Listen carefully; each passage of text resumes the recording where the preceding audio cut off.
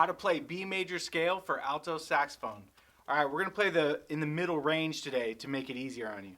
So the first note is middle B without the octave key.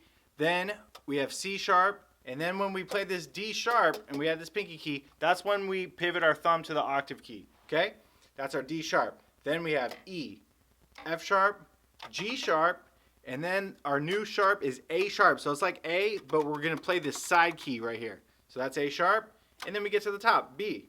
Then we come back down, A sharp, G sharp, F sharp, E, D sharp, then open C sharp. That's when we pivot off of the octave key, and then we get back to B. That's the whole thing.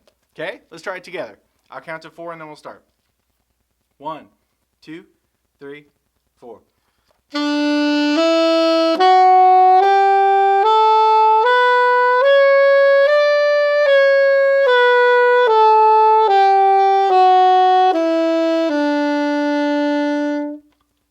All right, good job. That's your B major scale.